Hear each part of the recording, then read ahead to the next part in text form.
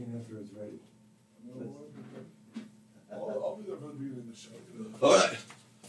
It's time to put on the show. It's time for the Jeff. It's the only way to go in the morning. Hey, let's start our show, okay? What the hell? All right, muchacho. F-R-I-D-A-Y. Yeah. F-R-I-D-A-Y.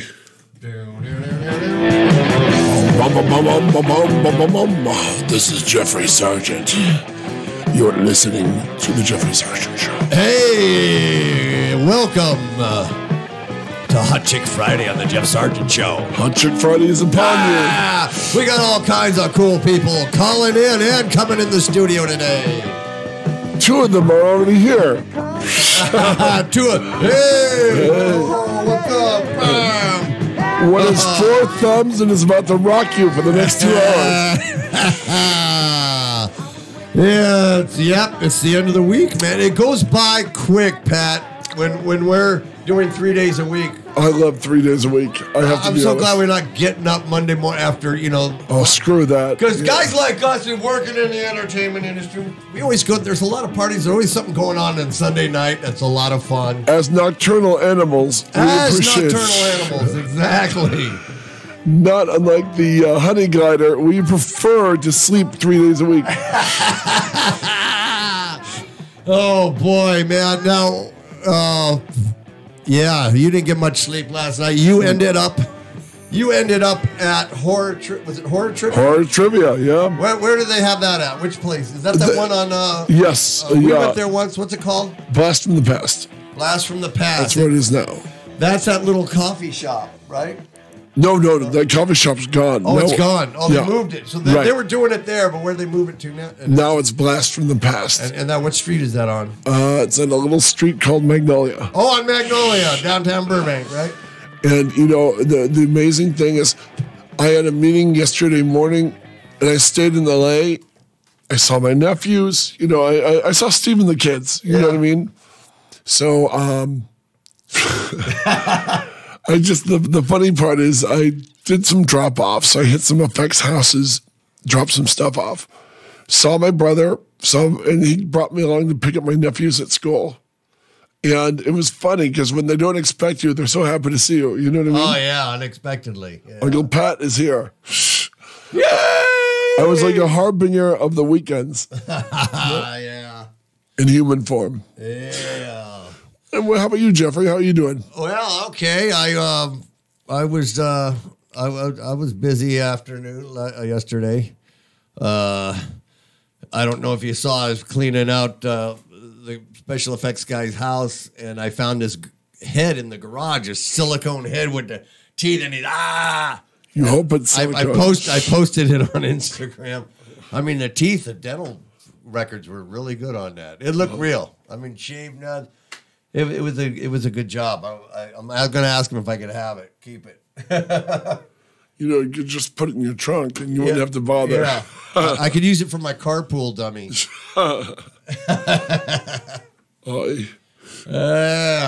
So today we got Sherry Davis coming in about 7:45.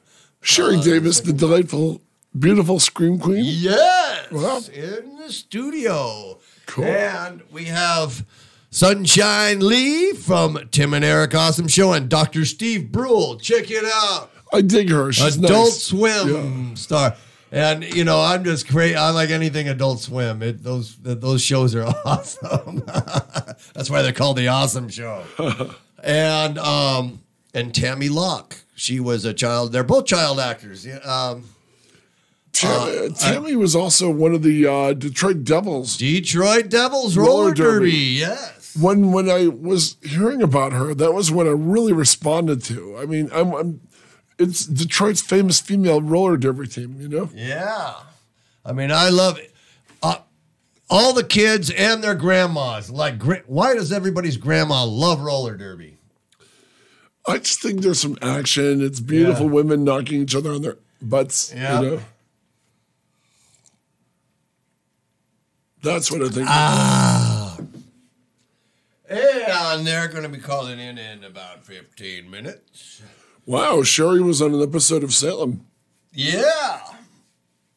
Yep. So hang in there. I know you only got a few hours of sleep, but Yeah, it was a brutal. It was a brutal bit. one. How did yesterday's suit fitting go? It went okay. It went pretty good. You know what I mean? Was it comfortable when you put it on? Or Yeah. It's a creature gig. I can't talk about it yet, but it'll be fun. You know. But as far as trying, full articulation. You know, you just want to make sure you can move around and that sort of thing. I know that doing like bodysuits and stuff, sometimes you got to have someone there to pull your gloves off or your head, or else you'll die inside the suit. You know. I did this horror movie with Danny Trejo called The Prey. And there was this little girl from Chino who was earning film school points. Oh, it's like an intern? Yeah. And her main job for the 2 days we were working on this damn thing is she would pull my claws off and put a cup of coffee in my hand. And she knew how much creamer and everything. And God bless this girl, because I would be running through that cave in this big rubber head thinking, and my four-legged run. These big hands, and you can't really, no dexterity. Yeah, because it's like three fingers, so I've got my 5 fingers jammed into it. Oh, man. I'm running through this damn cave thinking that little girl from Chino will be waiting with my coffee, and I was so happy. It could have been the little girl from Frankenstein. Oh, that's a callback. But I told you, I think she was legit. Good old Janet must have been legit from one of the later Frankenstein movies, you know? So, Janet, for all the crap we've given your memory, if you're still with us, we're sorry. Yeah. I was the little girl in Frankenstein. I'm the little girl from Frankenstein. That's so funny, man, every time we bring it up. And then Tom Hatton said, I'm looking for the little girl from Frankenstein. And I slapped my brother down on the arm, and I go, oh, we got to turn Janet over to Tom Hatton, you know. This was before internet, before anything. Everybody had a rotary dial phone. Right. This is the carefree 80s. Popeye Squiggle contest. And if you were an old lady of an approximate age, you said you were the little girl from Frankenstein? Who were we to argue? Now I'm working in a 7-Eleven. Would Yes. you like to buy that pack of cigarettes? This ain't no library. Outside smoking, waiting for the next customer to come in. Through her stoma. Because there ain't no there ain't no customers. Poor. If your dream is smoking in the 80s, waiting for a customer. Oh, look, we got a call. That's our boo, boo, boo, boo phone line. You are on with Jeff and Pat. Hi, Jeff and Pat. This is Sunshine. Did I call in too early? No, not just at all, in lady. time. Not at all. You're always on Yes, time. we need somebody to wake him up. He had a long night last night. This is true. Good morning. How are you? I just got off a 40-minute phone call with my teacher who's in Ohio, so I'm wide awake. Wow, good deal, Sunshine. Good to see you again, by the way. My brother John and I did 9 episodes. We've run into you at several Tim and Eric parties. Oh, that's good to hear. I like them a lot, don't you? Huh? I like them a lot, don't you? Yeah, they're fun. They're fun. They're fun to work with. Sweet guys, you know. Yeah, I absolutely adore Eric. Eric especially. Eric. I used to get their names mixed up. Eric is the tall little Yes. guy. I love him. Oh my God. Yeah, the tall, charming Eric. Yeah, he's such a lovely person. He is. Tim is a bit more reserved, believe it or not. What, Tim, of all believe it or people? not. And until you get him on camera, then forget it. Yeah.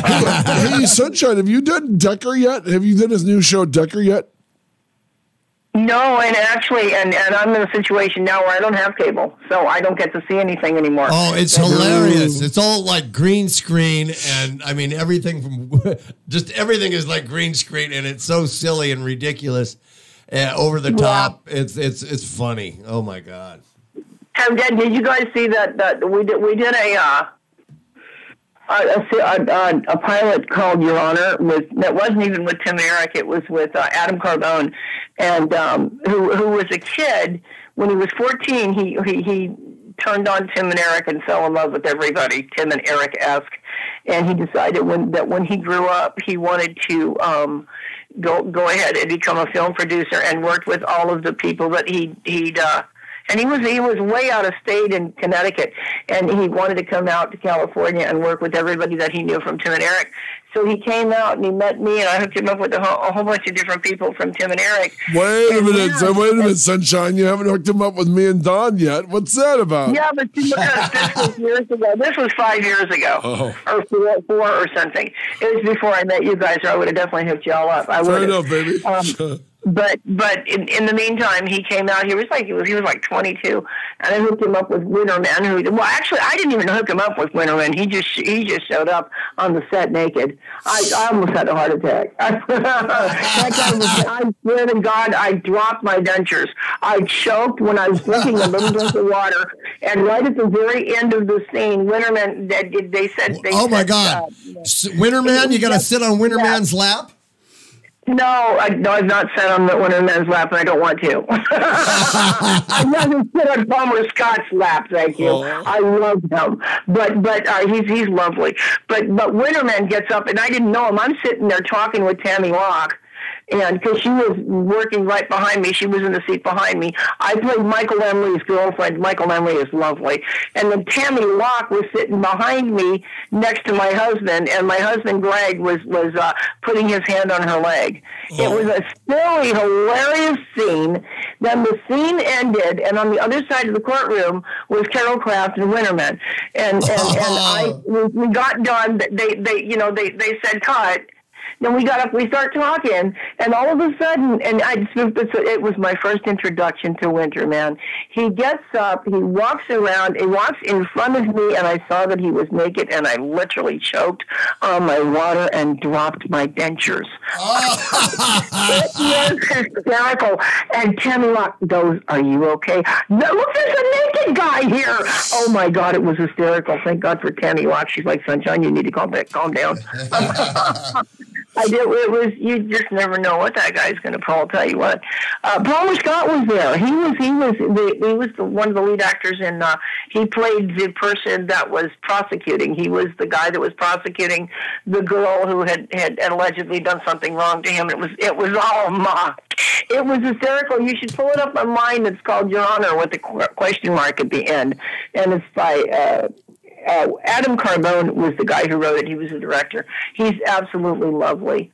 Yeah, and they all live in Connecticut, and he always wanted to come out here and work with everybody from Tim and Eric, and he finally got to work with a lot of us. David Liebehart was in there. Oh, the lead role was the guy who plays Pierre, Ron Oster.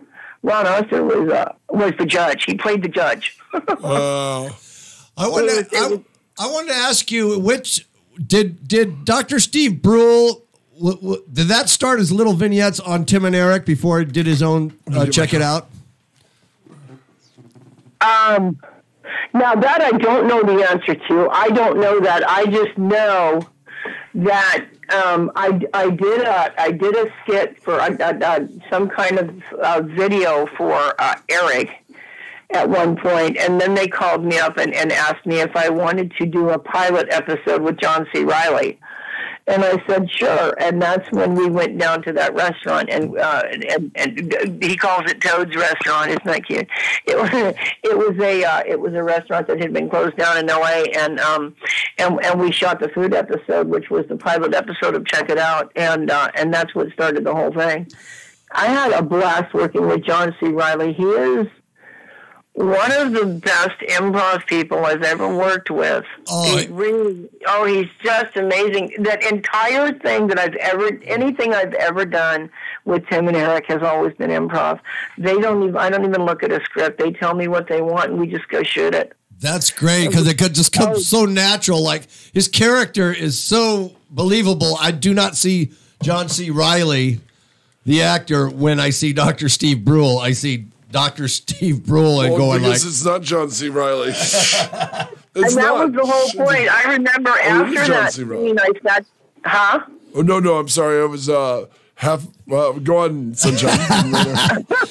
Even Patrick is convinced. He's all, it's not John C. Reilly. Well, of course it's not. It's Dr. Steve Brule. Well, we did the first half of that at the restaurant, and then after that, we went back to set and had lunch. And then we went back after that and shot the interview. But when we took a lunch break, and John C. Reilly took off his hat. He turned back. I mean, his hairpiece. He turned back into John C. Reilly. He was no longer Dr. Stephen Brule. And I looked at him and went, God, you're like a totally different person. He said, well, that's the point. And then I said, yeah, and you do it well. You're like really normal. Who knew that? You know, because he's such a crazy little nut when he plays Stephen Brule. He's hysterical.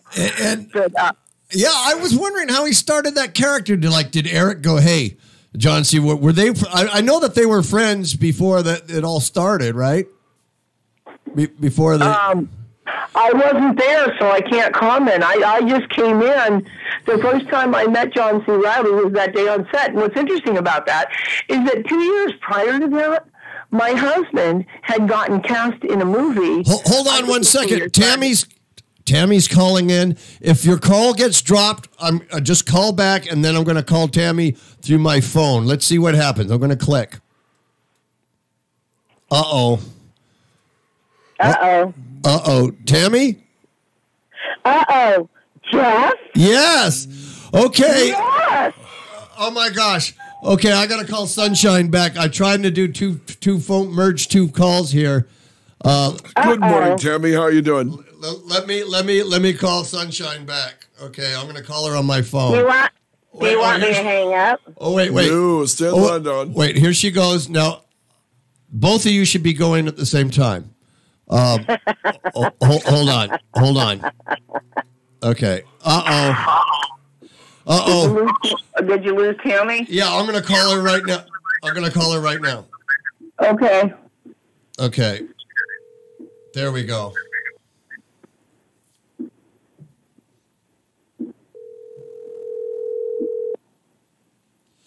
Hello? There we go. We got Sunshine and Tammy Locke together at the same time. I made it happen. Woo! Hi, honey. How you doing? Not bad. How about you, little lady? I'm doing great. Tammy, can you hear me? World. All right. Yeah. Sunshine. Can you hear me? Yeah. Okay, we got both of you, right? You got me. Tammy, can you hear me? No, we can't hear her. Well, I will act out her part so you know what she said. Okay, that sounds good. Oh my gosh. Oh, I'm trying to merge the two calls. Okay, so who else is calling? Who's 701? That's probably one of my fans. Because I think that's Gary Rumor.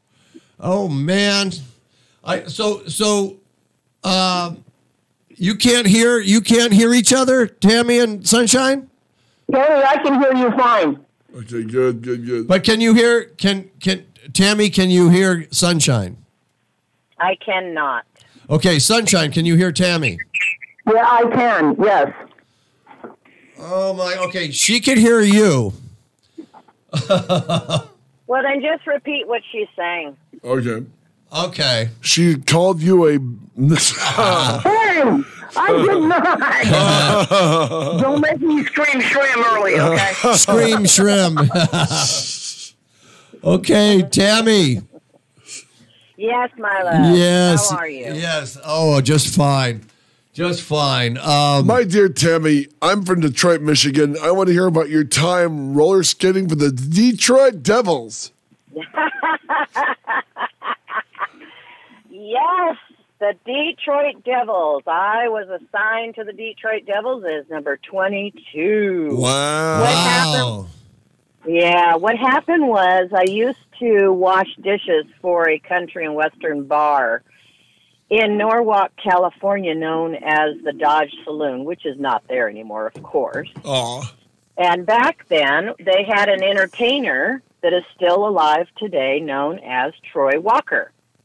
Troy Walker's best friends were John Hall and Ralphie Valadares of the L.A. T-Birds.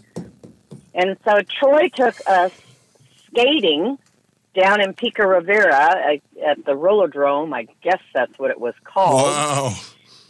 And I started skating around, and John started watching me, and Ralphie started watching me. John pulled Troy aside, I guess it was, and said, wow, she's a really good skater. So John came up to me and asked if I wanted to get up on the bank track, and I'm like, yes, absolutely. So he put me up on the bank track. I skated around with Ralphie. We kind of bumped each other and stuff like that, and he swung me around. He whipped me is what it's called. And then they started saying, well, can you jump over people? And I said, well, I've never done that before. So they put, a couple people down on the bank track, and I jumped over them and fell on my rear end. And they just said, wow, you're taking to this, really easy. And the next thing I know, it was between Georgia Haas and John Hall bidding on who was going to get me because they asked me to be the Detroit Devil. Really? Yeah. Now, where would you skate? That was in Cobo Hall or Joe Louis, was it? That was in the Olympic Auditorium. Yes. You could go see the Los Angeles T-Birds. They always, when I used to watch wrestling on Channel 56 or whatever, and roller derby and wrestling. That's right. And they all performed down there at the Olympic Auditorium. They sure did. It was amazing. I mean, just being in their presence was unbelievable because I used to watch it on television, and to me, they were stars. Unfortunately, once a couple of the people on the other teams found out that I was a child movie and TV star. Oh no! It wasn't so pretty after that. We all received a script, and we were supposed to skate according to what the script said, but it didn't always end up that way. I remember jamming one time. My father died telling this story because he thought it was just so funny. I didn't think it was funny, but he thought it was funny. But I was jamming. And, well, we were, handed the script, and we were supposed to do some stuff. And she ended up, when you throw a girl or a person into the rail, you're supposed to be able to spin and then drop yourself a little bit on the lighter side so it doesn't hurt you so bad. Well, she didn't allow me that. She didn't allow me to do that at all. She literally picked me up and threw me over the railing down into all of the chairs, and I ended up on my back on the chairs. Well, that almost broke my back. And my dad's seen this side of me before, once when I was probably about, I don't know, maybe 12 or 13. I get very angry, and there's nothing that can stop me at that point in time. And so when I got up out of the chairs, I grabbed the chairs and I threw them, literally picked those things up with one arm and threw them left and then right and then left and right. And I threw myself up onto the bank track, and I was swung over, kind of like swinging yourself onto a horse. And I tore after that girl, and I grabbed her, and I threw her into the infield, and I jumped on her, and I started banging her head into the infield concrete. Oh, my God. John Hall had to pick me up and throw me over his shoulder, saying, "You can't do that, Tammy." I said, "Well, then you should tell her she's not allowed to throw me in and almost break my back." And you saw me, on camera. I was flailing my arms and legs. I wanted off of him and on back to her. Wow. And the ratings go up after this. It was crazy. I've always had a temper. It's just, you don't want to see me mad. Wow. I remember when I was a little girl, we had about 9 horses, 14 in all, I think it was. And the people that lived next door to us, the Chesmores, it was always the Chesmores against the Locks. They always had way much more money. And it was funny because she wanted my pony. My pony was pregnant, and she came up and she says, "Well, my dad's going to pay for that pony. It's not going to be yours anymore." I was only like maybe 11. She was almost approaching, I don't know, 17 probably. Oh my gosh, that's horrible. Big. She's being a Nellie Olson to you.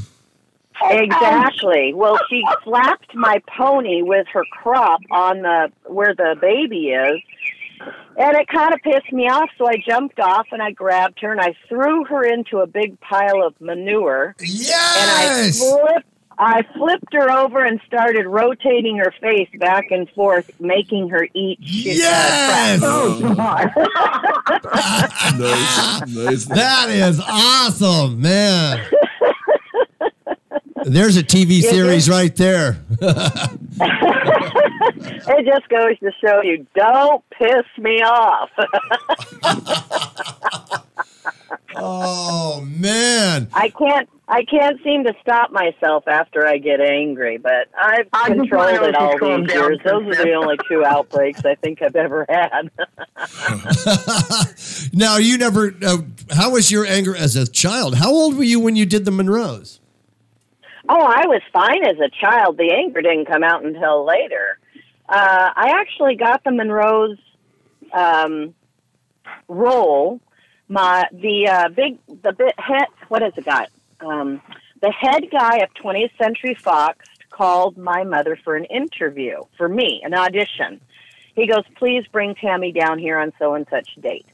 So she brought me down, and as we were walking into the big, huge office, I literally ran right past him and into his office. I got up into his chair. I leaned back and threw my feet up onto his desk, and I grabbed the phone and pretended like I was doing some major $1 million deals. He walks in there with my mom and says, "Well, Mrs. Locke, if she's got enough balls to do that, she's just landed herself the role of Amy Monroe." Wow. Audacious. Yes. That's the way to do it. How long did that series run? 26 episodes. By the way, the DVD was just released for the very first time ever in 50 years, and it's on Walmart.com online and Amazon.com for about $10, and you can have all 26 episodes on 6 discs, and it's completely remastered in a beautiful color, vision type thing, and it's absolutely wonderful because there's never been a reunion of the show ever. Wow. And to have that DVD come out for the very first time is just very rewarding. Awesome. Very rewarding. Is there So any? the whole first year was on back order. Crazy. Wow. Is there any behind the scenes extra discs on there, or?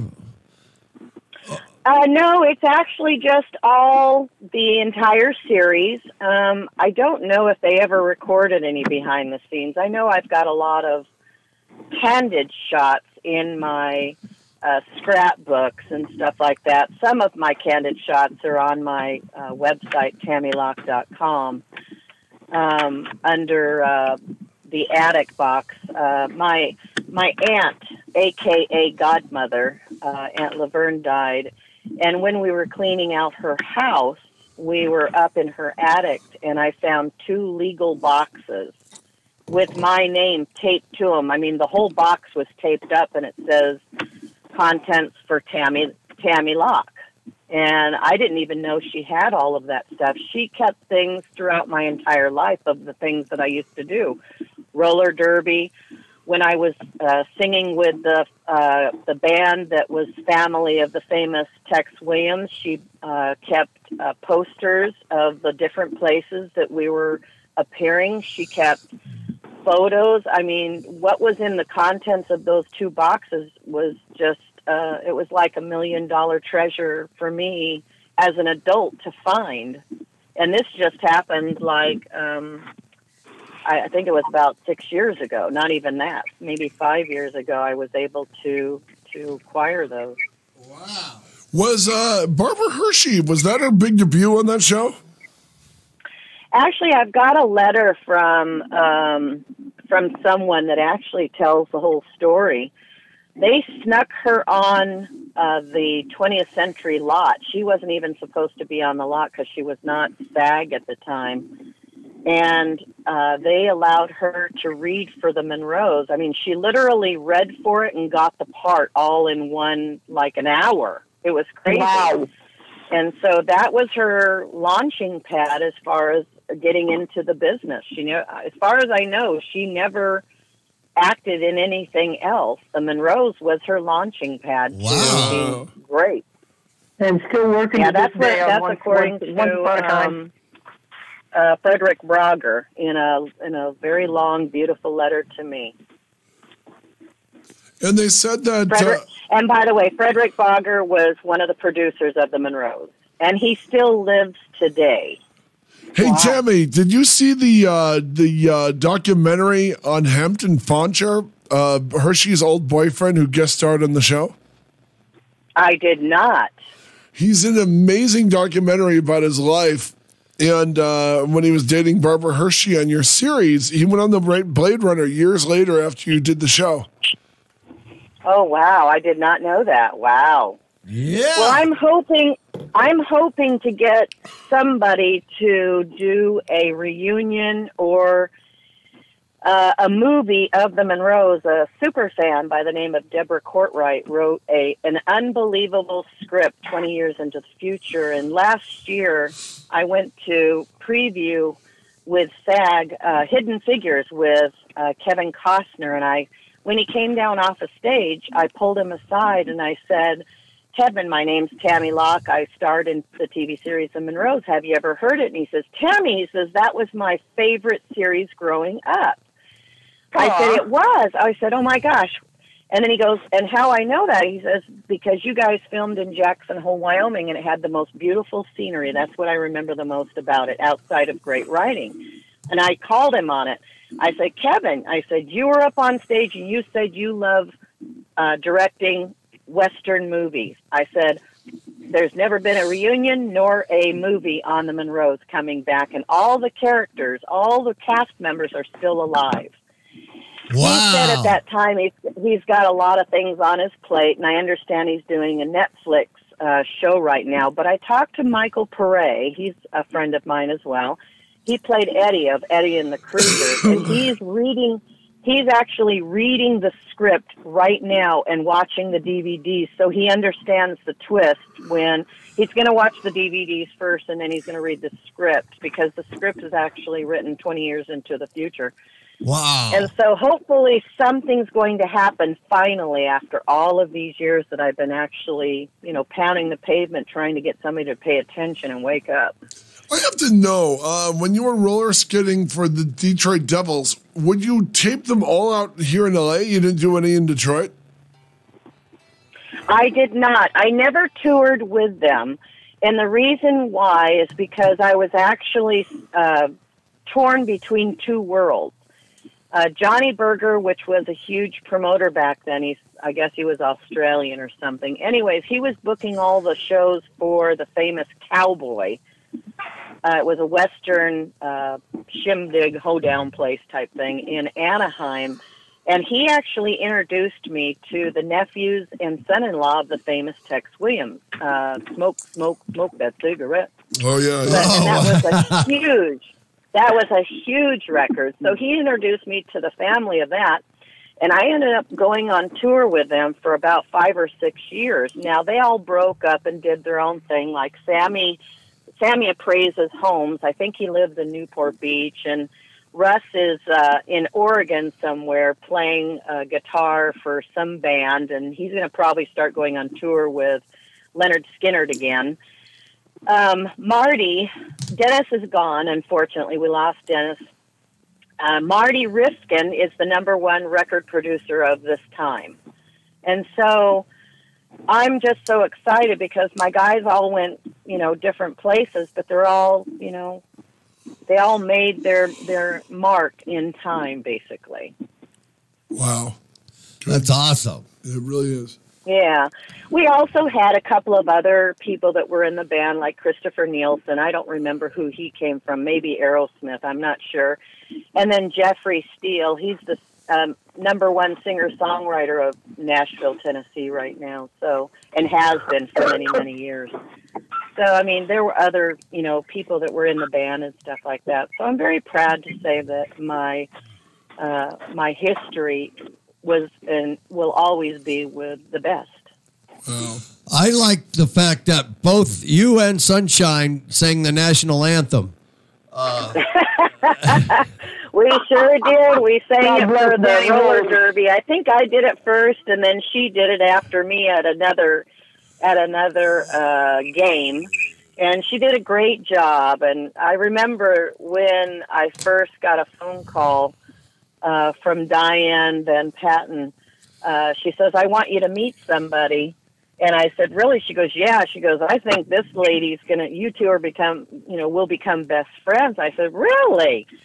And she goes, "Yeah." She goes, "I think she's perfect for you." I said, "Really?" So the next thing I know is I got in touch, and we both met at the Ontario Mills, and we've been best friends ever since. That's right down the street from us. Connection. Exactly. Yeah. We had a blast. We're very loud.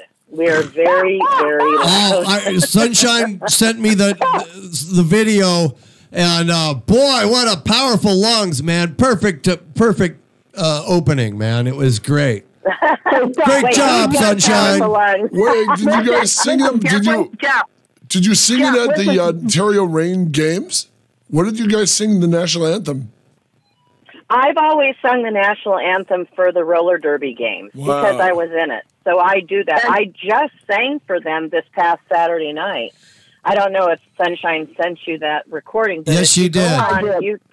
Did she? Yeah. If you go on YouTube and you type in Tammy Locke National, NAT''L anthem, it will populate all the way to the very top of the page, and then you just click on it. But I've always been a very, very strong singer. I usually break a lot of wine glasses. Shrimp. Honestly, God, listen. If you had before me, you'd never know me. That woman can scream shrimp louder than Sunshine I always says, and she does it louder than me. That's what my husband said that, and I said, "Bite me." Don't tell me what I just said. She'll laugh.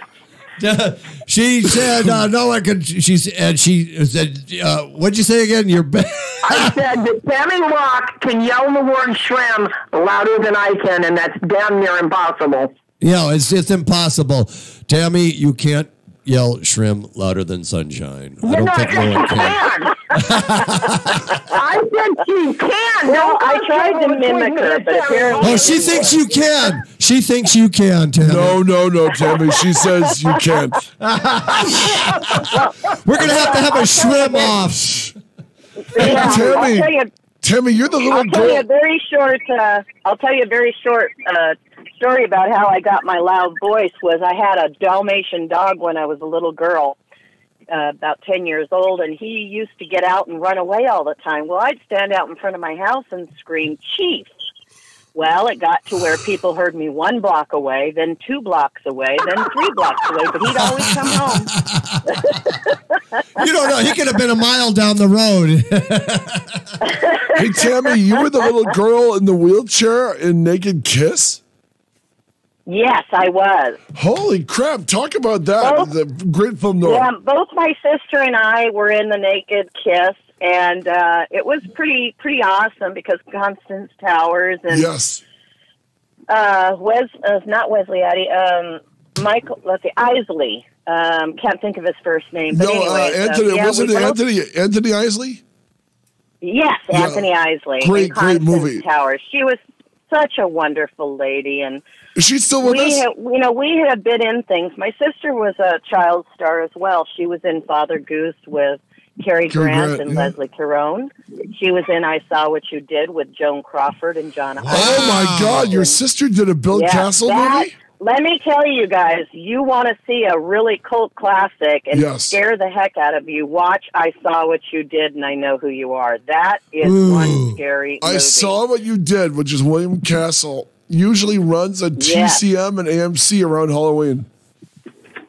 It's a great movie. She was also in One Man's Way with Don Murray and Diana Hyland, and I don't know if you know this, but Diana Hyland was my first mother of the business. My first father was Robert Redford. Wow.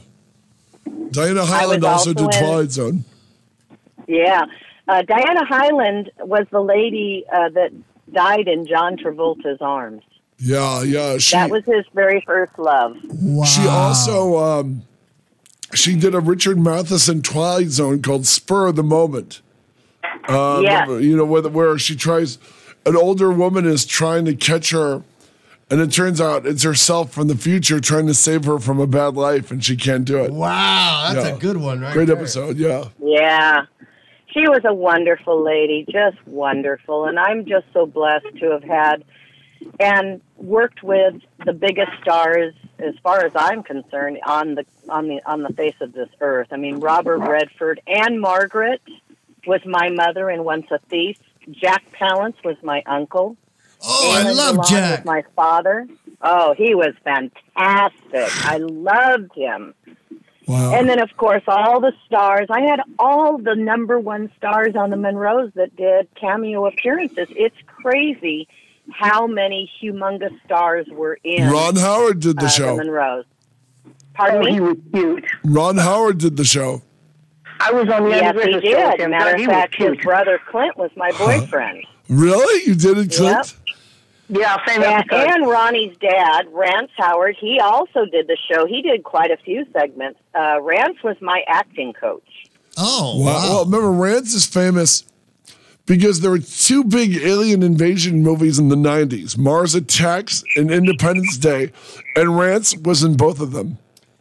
Yes, he was. Mm-hmm. You know, Rance has been in countless things. He was one of the greatest actors of all time, and will always be. I think he just and I don't passed think he last got year. enough recognition for it. I personally don't think he got enough recognition for it, but I know that he was awarded a huge award by, I believe it was the Golden Boot. Not sure if it was the Golden Boot or the Silver Boot, but he was given a really big award, and Rance was there and Clint was there. So they were there to, Ronnie was there and Clint was there to see their father, you know, receive I think it was a Lifetime Achievement Award type thing from them. And that was just so wonderful to see at that time. Oh, wow. So you dated Ron Howard's brother, Clint Howard. Yep. He was my boyfriend. Matter of fact, if you look at the, I think the internet has quite a few photos of the heart that Clint gave me, and Clint's giving my cheek a big, huge kiss in the photo. Nice. How did you miss doing Twilight Zone or Net Gallery, Tammy?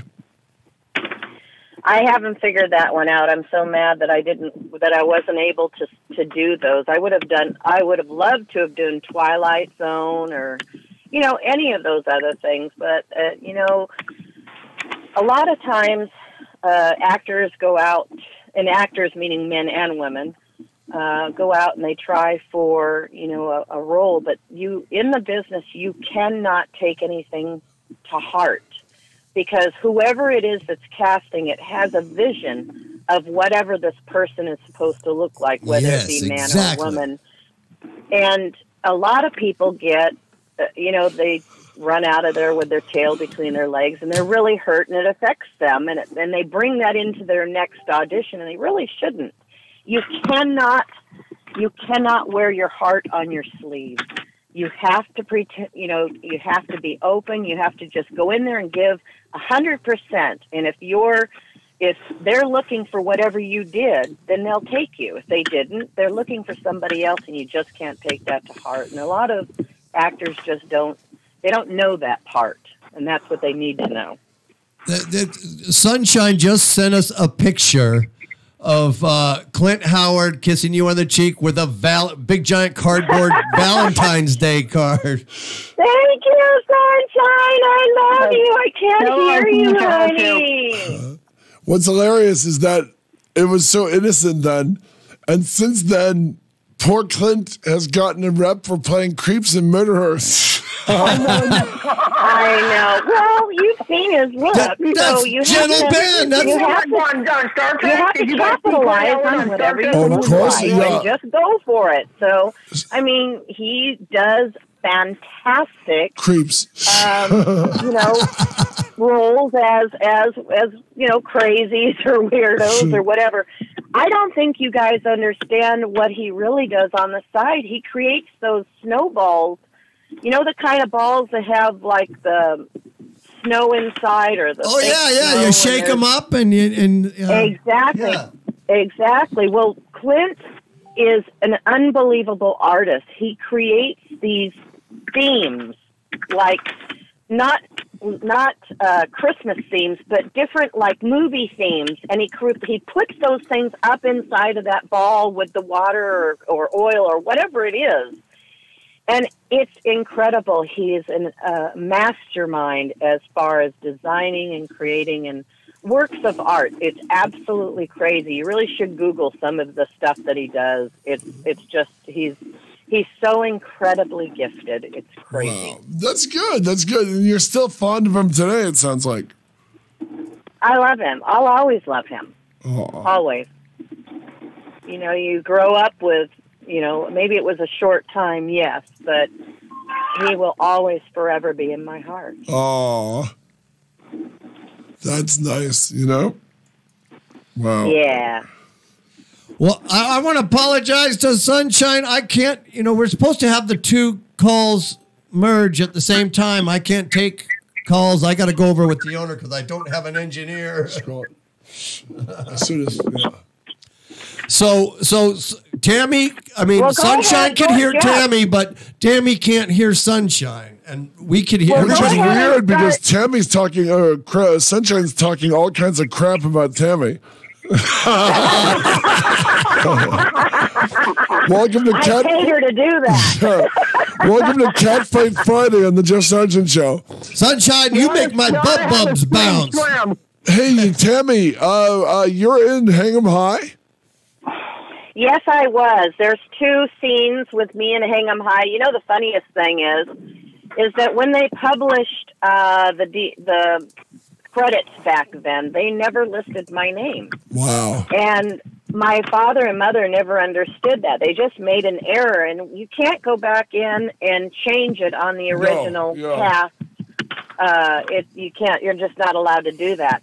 And it was funny because on IMDb, they asked for proof that I was on Hang 'em High. So I had to send them a bunch of checks from SAG at the time, showing the term actor, and the title of the project was Hang 'em High. Wow. And that was the only reason why they allowed putting it on my IMDb. Fascinating, Sunshine, okay, I want to know, how old were you when you did the Chatty Cathy commercial? Whose voice was it? Well, that's June Foray is the voice of Chatty Cathy. Oh, okay. June Foray, also the voice of Rocky the Flying Squirrel. Also, that's Jay Ward's wife. No, it isn't. No, she's also the voice of Talkie Tina, which was a parody Rod Serling did of Chatty Cathy. Yes. Oh, you want to hear my Talking Tina? I used to do those voices. I tried to copy Chuck McCann, who I worked with on Bonanza. Who just passed away. My Talking Tina is so eerie that my husband hates it when I say it. Listen to this. Okay. My name is Talking Tina, and I'm going to kill you. Not bad. Wow. You're creeping me out. And then there was, and then you're right. It's the same guy because then there's, hey, Alma means I love you. And that was Chatty Cathy. Wow. Yeah, June Foray did both voices. Oh, wow. June just passed, but she was also the voice of the little brother in Jaws. Yeah, she did. She just passed. I wanted to meet her, and I never got the opportunity to. I know Paul Peterson knew her very well.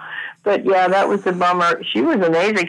And then Chuck McCann was the same way. He did the Cuckoo for Cocoa Puffs commercial. Oh, yes, I love Cuckoo for Cocoa Puffs. And then he did the thing with what's that? Right Guard. He did the Right Guard commercial. Mona, you open up the bathroom cabinet. And here's this guy handing you Right Guard. Yeah, it was hysterical. I got the opportunity to work with him on Bonanza, and then 40-some years later, after I had memory loss and all kinds of stuff, it was amazing what had happened to me in my life. I end up meeting him at Crave's restaurant. He looked at me. He knew me. He hugged me. When he hugged me, I got my memory back. It was an absolute miracle from God. I'm not kidding. I went on a Christian Broadcasting Network show called Broken Reeds and talked about that. And I think I sent you guys the video. It's absolutely real. I mean, I got so severely beat by my first two husbands that I lost my memory. And I didn't remember a lot of the stuff that I did in the 60s. And I come back to California. I hitchhiked to Woodstock. I ran away from home and hitchhiked to Woodstock because my mother wouldn't let me go. And I said, yeah, I'm going. I ran away from home and hitchhiked. I sure did. I was a crazy little kid. And then all of a sudden, I forget these things. And I come back to California. And I'm serious, you guys. I don't know what you think about God, but hey, he healed my memory. Ran right into Chuck McCann, we hugged, and that was it. And it was amazing. Thanks for letting me share that. That's real important to me. No, great story. Amazing. Tammy, you couldn't hear it, but she was telling how she ran away to Woodstock. The picture I used for the promo on Facebook was a screen grab. Someone found her. They were watching the Woodstock movie, and they found it, and they freeze framed, and they go, oh, they spotted Sunshine there. So there was proof that she ran away and was at Woodstock. I was such a silly thing. Well, she won't tell you, but she hasn't told you yet, but I found the Chatty Cathy commercial for her. Wow. Yeah, that's right. Tammy Locke is the one. I told her the story about Chatty Cathy. Bless her little heart. She goes on YouTube and finds the daggone commercial. She says, is this your commercial? I went, holy crap, where'd you find that? Man, I thought I was good. She said, I went to YouTube.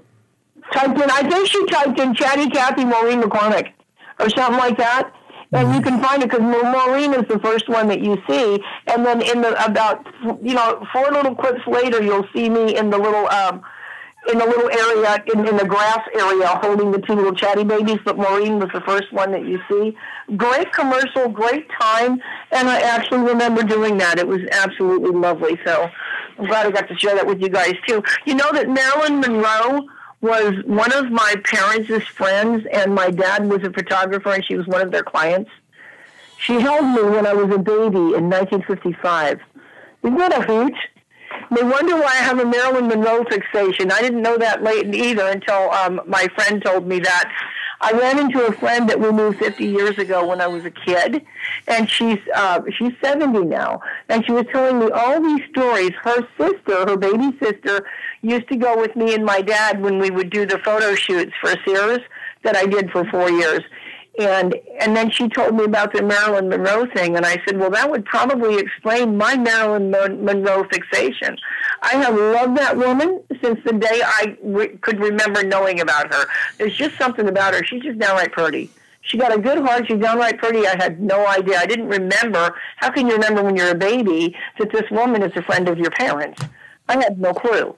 I just knew I loved her. I grew up loving that woman. Thanks for letting me do that. I don't want to take over Tammy Locke's time, though. I have a tendency to overpower people. You need to have a shrimp runoff and have Tammy scream shrimp after I do.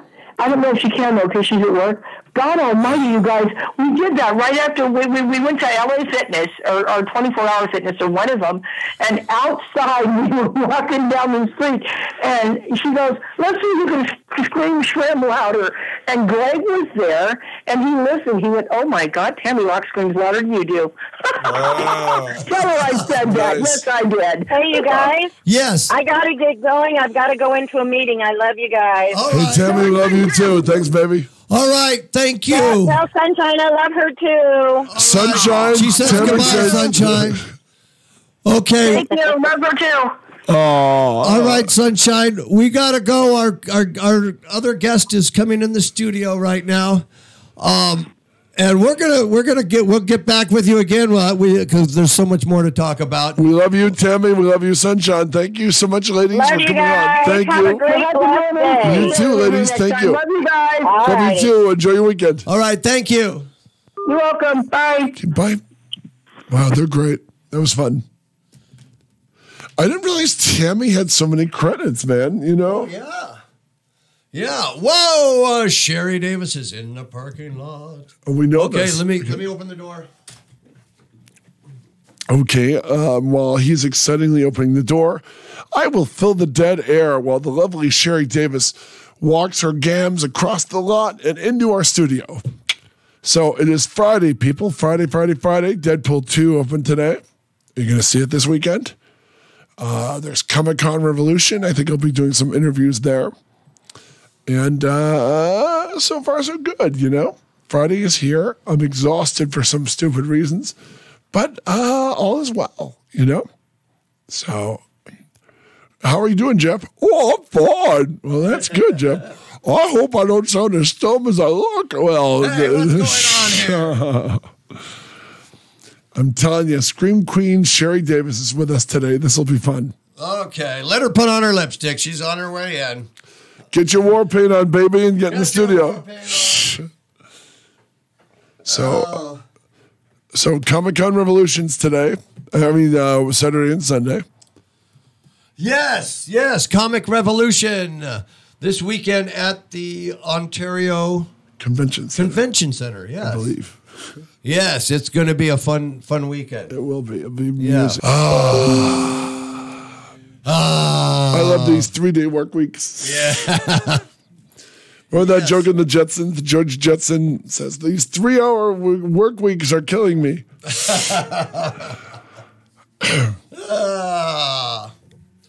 Okay. Boy, I'm thirsty. I better get some water ready. Yeah, do it. Give me one, too. Give me one, too. I see a silhouette. That might be Tammy. I mean, that might be Sherry. Okay. Hold on, everybody. No dead air, please. Yes, I will cover for Jeff like I always do. I'll be on there with you too, Jakey. Well, thank you, Jeff. I'll just try not to drool on the buttons. All right, Jeff, I understand. No, I can't even poop without you telling me where to go. Well, thank you, Jeff. I just don't know how to get out of the studio. I'll help you, Jeff. Gosh, I hope I'm not as dumb as I look. Well, sadly, Jeff, you are. So it's a fine Friday here at Kaotic Radio. We've got coffee brewing. I've had 2 cups. I'm going to need a third to get through this morning. Yes. Our humble host with the most is back, and while Jeff chatters like a simian, I will get more coffee. Simian. Well, now it's my turn. Yes. Oh my gosh! As soon as you leave your seat, I'm going. Oh no! What am I going to say? What am I going to do? Say something clever. Okay. Okay, everybody. That's good. We're gonna start live streaming as soon as our guest walks in the door. Yeah. And da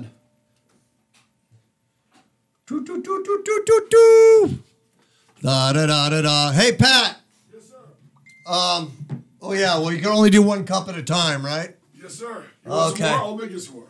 Well, You brought the coffee maker. you know what? I'm kind of going. This Dunkin' Donuts coffee is like, I don't think I should drink another cup, actually. It's like the strength of 10 tigers. Yeah. I mean, it's super conscious. I didn't even look at the, it has like the coffee bean level, right? Like 5 different, and I picked the one that had like, there's 5 coffee beans and it had like the caffeine level. I just want to jack it into my skull like the Matrix.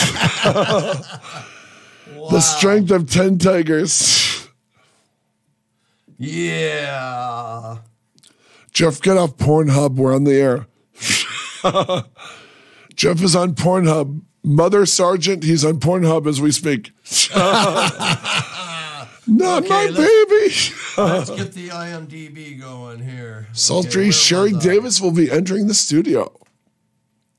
She is in the Kaotic Radio parking lot, ladies and gentlemen. Yeah, the first 15 minutes, she's going to tell us how she put her lipstick on the parking lot. That's less than compelling radio, so I hope you don't do that, Sherry. Yeah. Ladies and gentlemen, we're 1 minute to hour 2 of the Jeff Sargent Show with sultry Sherry Davis. Sherry Davis, any moment now. She's spraying on a tan, Jeff said. Spraying on the tank. Yes. on this Green Queen cloudy, Friday. overcast, but nonetheless charming day on the Oh, I Jeff didn't Sargent. even notice. It is overcast. It out, is right? kinda That's nice. a good thing. It's hot I here. was driving Don and I back from Hollywood last night, and it was pouring rain. Are you serious? Oh, it was yeah. raining last night? It was pouring. We're on the Just two in Burbank or what? Yeah, it looked like Burbank, Pasadena, Azusa. And then as I broke into the Inland Empire, nothing. You know how it is. Yeah. But it was that morning rain. So as you get past like Arcadia and Glendora area, exactly, just kind of done. Wow, it's kind of weird how those two valleys. When you got different valleys, it's just like I think that's Peaks where and the valleys, weather baby. they separate them. Peaks and valleys. Yeah, peaks and valleys. Rains in the San Fernando Valley, not in San Bernardino Valley. Good Lord, the sultry Sherry Davis is here. Oh my God! Ba-ba-da-da, ba-ba-ba-ba-ba-ba-ba. Fanfare, everybody! Oh my God! Wow, Sherry Davis in the house. Let's get her right here on Right microphone number Put these on 4. your ears. Okay, will do. Amazon Butcher number 1. Oh my gosh! Did you bring us pictures to autograph? I did. Holy Oh, moly. thank you! There's the Oh, our yes. menu poster, and I will autograph these for you guys before A I dibs go. in the top. right. Here you go, my queen. Have a seat. Yes. Thank you, thank you. I told you we got 4 cameras. We got cameras here, there, Okay. there. Okay. Just like a 7-Eleven security camera. Oh, okay. Hopefully, I'm not doing. Do you want to anything stream bad. live or am I? Are you going to stream live? Well, Go for it. Go for it. I want to see it. I want to see it just go crazy. I don't think I'm as tech savvy as you are. Oh, I think you are. He's like a Yes. terrible millennial, Sherry. Thank you. Jeff is like a terrible millennial.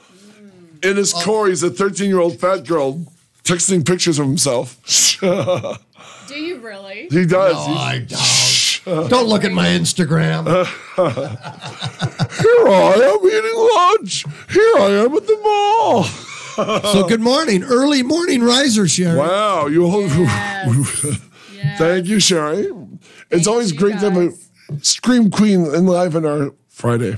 Thank you. Yes, after a late night. You guys want to help me out? Yeah. Always. Who do you want killed, baby? into the band. Okay. Put it on your Facebook, and it will say the little camera icon will say "Go live." We're going live.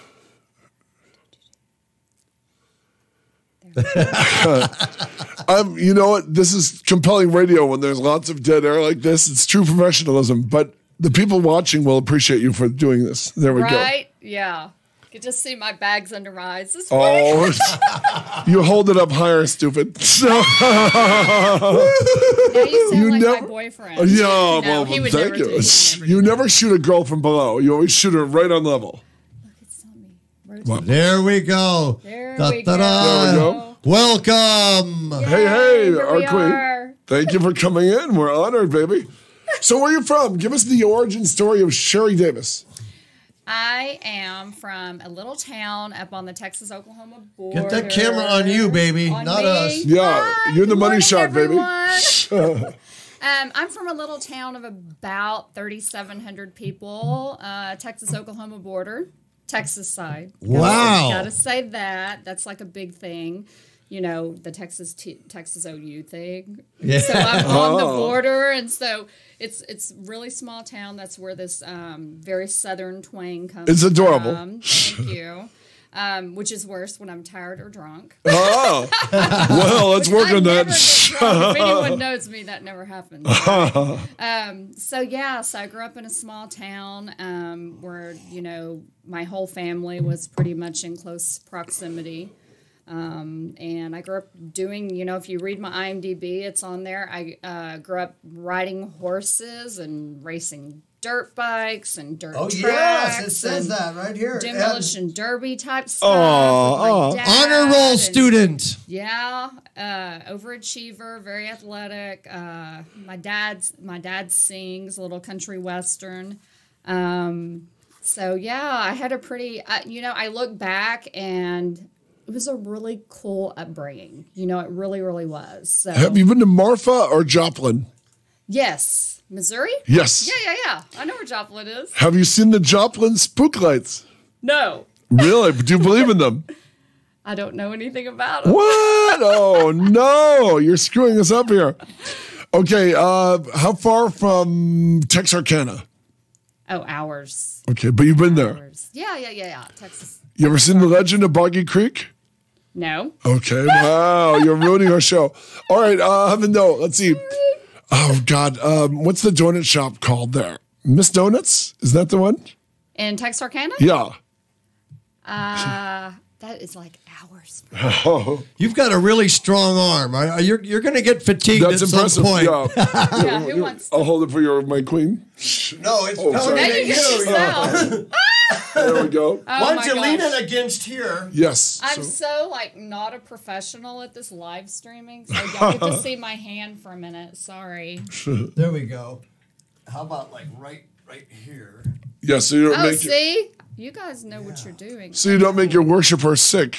So you get to look under my chin. By the way, they appreciate where the camera is. Welcome to Hollywood, kid. Do what I can. Good morning to my boobs. Yes. Your mom just spat coffee. My mom, no, she doesn't look at these. That's Sherry being Sherry. So did you start? What did you get your side card on?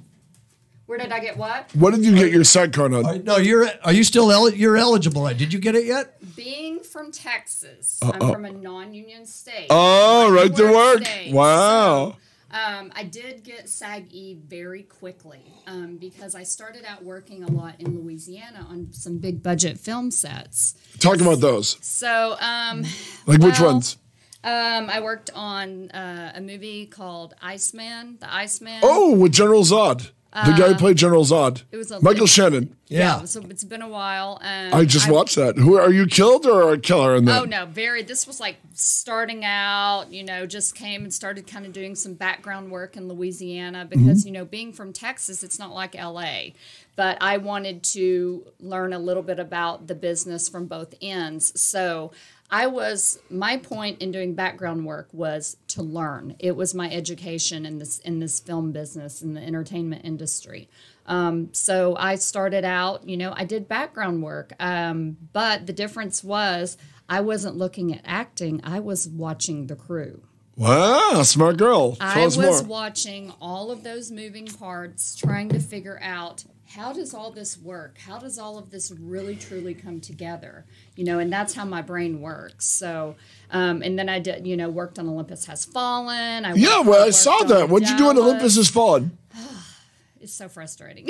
Oh, please. I actually set up a lot of being a nurse as well. For those that don't know, You're a real nurse. I'm a Are you real an nurse. honest to God RN? I was doing my nursing job Wow. yesterday. Wow. All right. Yeah. Oh, yeah. were you working in a local hospital or? I worked at a hospital for many, many years. Until a year ago, I was still working in hospitals, but it was getting kind of crazy because I literally would have patients or their families looking me up. For my name badge, and then they would be like, "Is this you? Are you really a nurse?" So then I started getting that quite a bit. A candy striper. So I transitioned. I started doing med spas, and I've worked for a medical device company for many, many years on and off. I do independent consulting work. But that's kind of what also kind of got me in the door on some film sets and some I was thinking, you know what I mean? Right, yeah, because so like Olympus Has Fallen, I like help set up the medical scene. Wow. So the big explosion and they're all in the hospital and you see the amputees and things like that. And then I got to play a doctor. Oh, an upgrade. Yeah, which got cut. Boom. Right. So but I worked on that for a lot of days, Wow. a lot of days. And then the same thing on Dallas, the TV series, the newest one that was in Dallas, got to work on that, did the same thing, kind of helped with some of the medical scenes, played a nurse when they needed a nurse. You kept Larry Hagman alive till the end of the season? Too soon? Well, yeah. So I just kind of stepped in here and there. If there was anything, I did a lot of commercials in Oklahoma. It was a really good industry for me. having the long black hair, my hair's naturally black. Wow. Having the long black hair and being, a state with so much Native American heritage, I actually, they hire a lot of, if you have Native American in your blood, Cherokee, whatever. And because I had that appearance, I actually booked quite a few commercials in Oklahoma. Really? Yeah. Wow. And so, they have a lot of casinos and things like that. And then on top of that, being a nurse, I booked a lot of nurse and physician roles, Wow. I noticed that you did Dallas. We talked about that. Where were you? Oh gosh, I'm sorry, Alex Wong just distracted me here. Oh, Alex, Yeah, there's a beautiful woman, but let's talk to Alex Wong, Jeff. Let nothing get between you and Alex Wong. He's trying to link on right now, and I'm trying I don't know. I just do the show. Yeah, Alex. It'd be fun to have you on the show today. Hi, Joey. Oh, I miss you. My partner in crime at TFW a year ago. Or 2. Has it been 2? Wow. Joey? It's been a while. 2. I guess it was 2 years ago. Interesting. Where'd you shoot Olympus Has Fallen? Was that? Oh my gosh, what year was that, Jeffrey? No, where? I would never do that to an actress. Shreveport. Wow, Shreveport. Louisiana. It was so hot. It was 110 plus plus the humidity. Oh yeah, and sweat. Background people were just falling, like passing out, and I would be over here helping this little old lady who was having a heat stroke. And wow, it was intense, but it was an amazing experience. I got a couple of practical jokes played on me by some of the stunt crew. And, really? Yeah, which I don't know if we can air on this. Well, give us one. Yes, you can. This is uncensored radio. Okay. All right. Well, this, one of the guys brought me a briefcase, and he said, so you're going to carry this briefcase, and we need you to walk by, whatever. We're about to have the explosion scenes. And he goes, you're just a businesswoman, whatever. You're carrying a briefcase. Because, then they would just plug me in wherever. Right. And so I'm like, this is like a man's briefcase, the squared off old school briefcase. And I was like, a female would not be carrying this. Like, this is very, very odd. And so they're gathering, all the stunt men are starting to gather around me and everything. And I'm like, and then background and hair, everybody's kind of, and I'm like, what is going on? And they're like, just open the briefcase. Oh no. And I'm like, okay, my God. And I'm terrified what's going to come out of this briefcase. And it's like it's like all these colored condoms and STD pamphlets and, whatever. But that was the thing about the stunt guys is they were, like family, and they were constantly playing jokes on one another. So it was just because I was this timid little Southern girl, kind of sitting over here. What do y'all need? Kind of shy. So it was like to kind of loosen me up and, kind of thing, and embarrass me at the same time. And yes, my face turned bright red, and people were recording it, and it was really funny, but really embarrassing. Any scenes with Aaron or Gerard? My scenes were with what is her name? Rajda, the one that plays his wife. That's the nurse in the ER. Right, that's right. where I was. Wow. Yeah. Okay. So that's where I was. Yeah. So those were little things on big sets that gave me enough of, I want to do this. I really want to do this. Wow. You got you hungry. You got bitten by the bug. Yeah. Wow. Yeah, I did. But I had been on a lot of film and TV sets with my daughter. And that was how I actually kind of got into acting. Was my older daughter was a child actor. Really? Mm-hmm. So I would be in acting classes, sitting outside of the door because I wasn't allowed in, and I would be listening and taking notes. Picking it up by osmosis, huh? Yeah, and and I paid for her to go to some of the best acting coaches. Wow. And so we would travel around and do some of those, and some of them would be coming into Dallas and that kind of thing. And so it was I didn't plan on getting in front of the camera, and then I found out that I love all aspects of it, so which was what led me to directing, a year ago. Wow. And then being in LA, I love it. I always wanted to move back to California. Good girl. Lived in the San Diego area years and years ago. Would you go to Comic-Con when you lived there?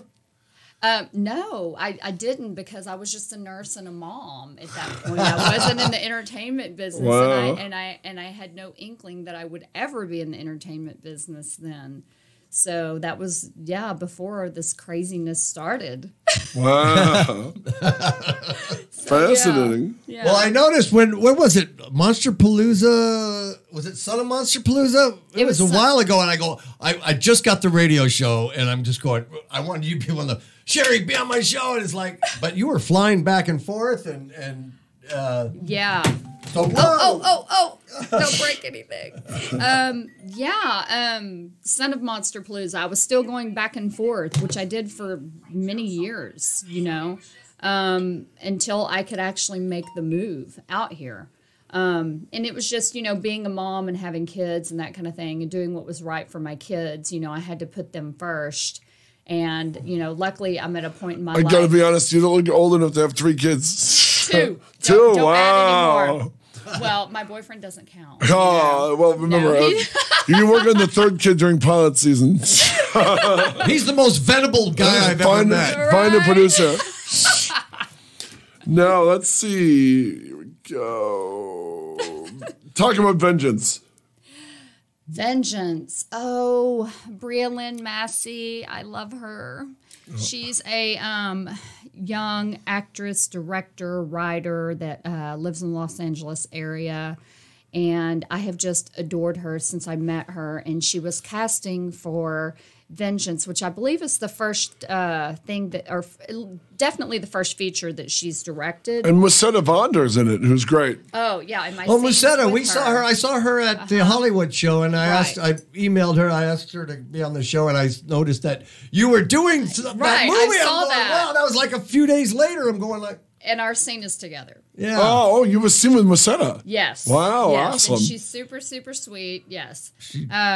She's super athletic sweet. too, man. And She, you said you had Mortal Kombat. You said you Yes. had Alexander Huang and our Yes. pal- And Charles. cut from the film. You said they were terrible. No. Yeah, Charles Alex and ruined the Alex. movie? They were. I'm sure. I hope they didn't have much screen time. Before she went on the air, she was just telling us they were They've smoking been on weed this- in the parking lot. They've been on here this show. I love those guys. Yeah, they're Those funny. guys are like 2 of my favorite people. Alex is especially appalled. He's like 10 minutes away. I know. That's how I knew where Rancho was Wow. because of, Charles and Alex. Alex and has- and Thomas Haley. Oh my gosh. You're making my phone go crazy. One of your lesser superpowers. Yeah. Yeah, we had Charles and Queen Malvolio on here, and I never laughed so hard in my life. Yes, they're really funny. You're mentioning all my people I consider to be my friends. People that I truly, truly adore. But back to Vengeance. She had an amazing cast. I couldn't believe the cast that she was able to put together for her first feature. And I can't wait to see where Brealyn Massey goes. But I had to go through the audition process, to get the role that I got. And I was super excited. So I play a principal. A principal? A principal, yes. And it is a horror movie. It is it's horror, thriller, suspense. And it is, I'm only in there for like a scene or two, but it's a very important character because she kind of lets you know what is going on. She lays the foundation for the movie, I feel like, for the story. Hi. So yeah, and then speaking of Alexander Wang and Charles. You said something about them destroying the film? No! We're just messing with you, Charles and Alex. No, never. I just want ever, to see if we ever. can keep Alex spitting coffee and. Alex is watching us right now. Yeah, Alex is great. So, so we want to talk about Brian the Rom-Com, right? Alexander Wang.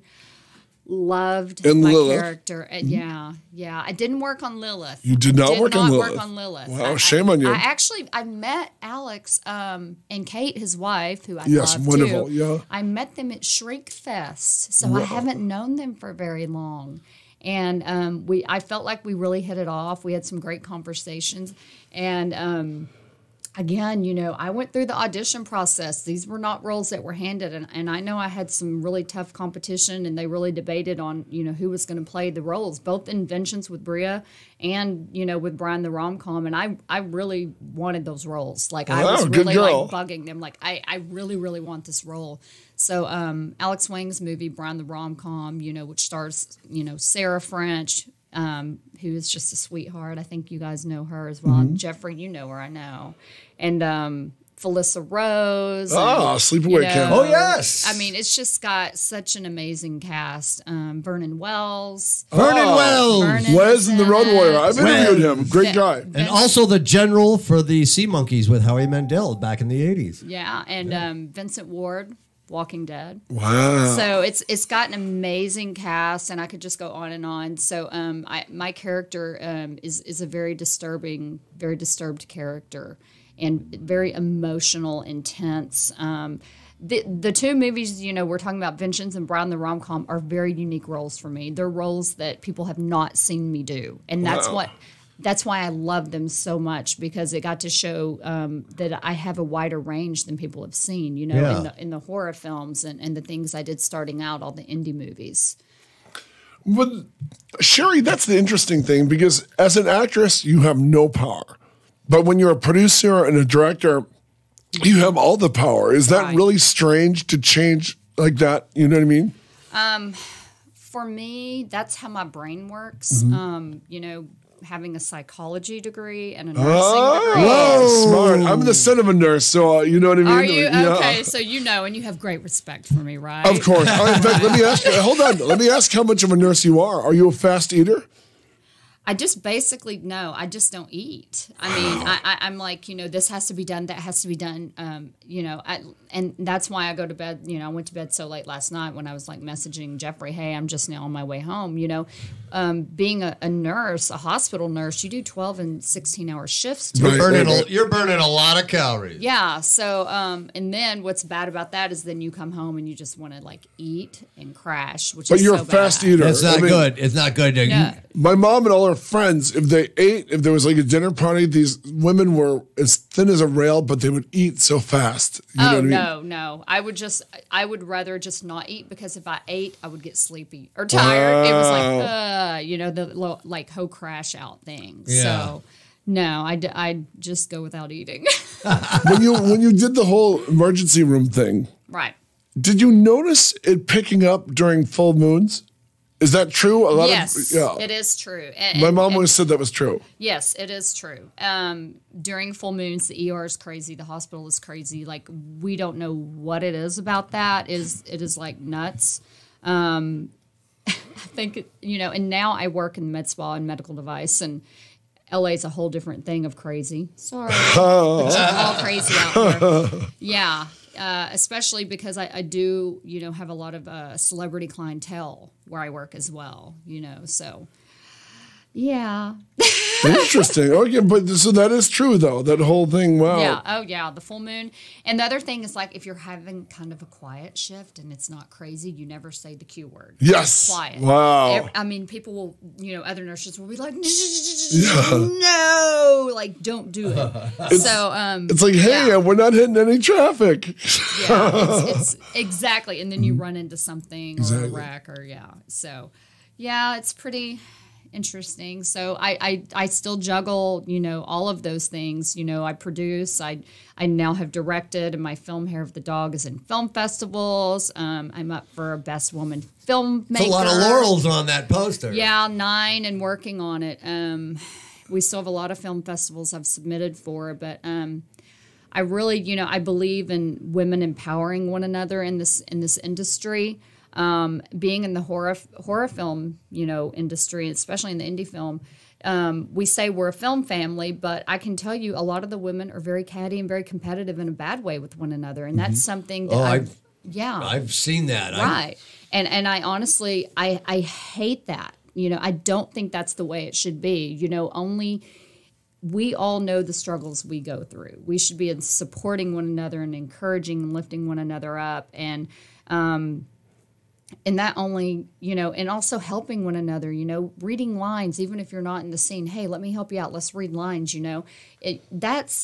going to help me as well, because I'm going to be learning, you know, and lifting each other up. And so for me, you know, it's just, I want to see more of that. So I was really determined, after being so disappointed by some of the films I had worked on, you know, like, oh, wow, this script is amazing. I love this script. Yes, I want to play this role. And then seeing the final result and being or working with the director and being like, oh, you know, seriously, like, you're telling me to do the complete opposite emotion that this character should be doing. Wow. You know, I had a film that I don't promote, but I was playing a character and my daughter was being ripped away to be killed. And the director was saying, you should have no emotion. You should just let them. And I'm screaming at the top of my lungs and fighting for my daughter. And, you know, and he's like, cut, you know, stop. What are you doing? And we had also gone over this, of course. And so the whole crew, everybody is completely like, she's doing great. Like, oh my God, you know, I had chills, you know, whatever. And so that's why I was like, I have to direct. Like, I just, I have to do something on my own to show, you know, hey, we can go to a whole nother level, you know, with indie film. And I'm going to show that, you know, there's a little more to me than people think. Like directing like that, I think we can make good actors look bad or bad actors. And that's what's happened. And I've noticed that. And directors are very important on having directing that actor into a convincing role. I mean, how many actors have we seen go and do in indie movies and then a not so good director and their character like, oh my God. But as a mother, that goes counter what the director is asking you to do. Yes. Goes counter to everything you feel as a mom. Natural instinct. You know what I mean? I mean, that's interesting to me that he would be directing a mom not to have emotion at the death of a child, you know? Right, yeah. And so that was kind of the thing was, you know, or you're filming things so quickly, being in the, you know, limited budget, things like that. And then instead of doing something for quality, it becomes, let's just keep kicking out project, you know, one right after another. And, you know, that's just not the way my mind works. Mm-hmm. You know, I admire people that can do that and know distribution and know how to get their work out there over and over and over. And they've got that business part of it down and they want to do that. And I love those people. You know, I worked with one of those on a film recently and I admire him and adore him as well. But that's not the direction I personally want to go. You know, I want to do some things that, you know, have some depth to them.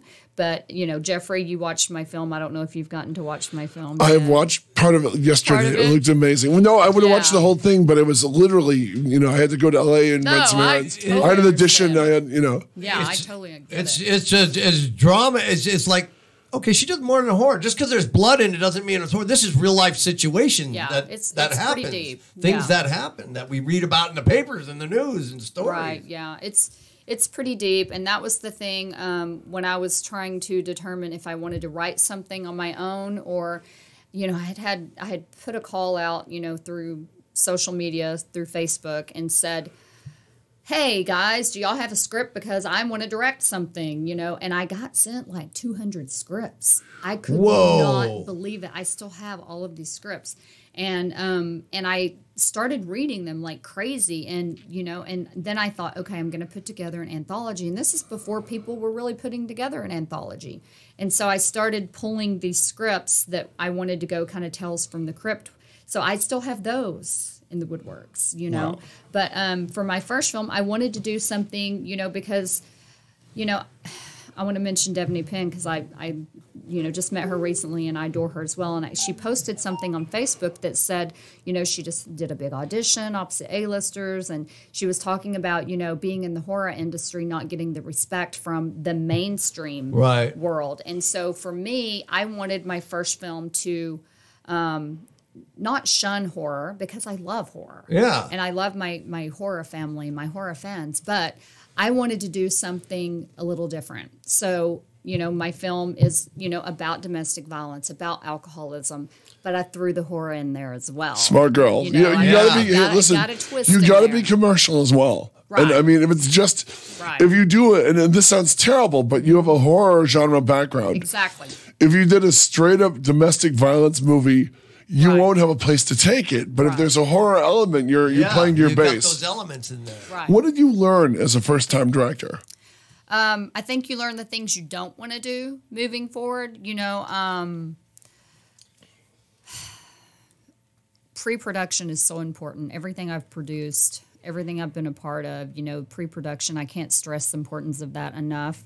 For me, it was, you know, I'm so nice. I'm so Southern. You know, I'm so. Well, bless her heart, Jeffrey. Exactly. And I say that all the time.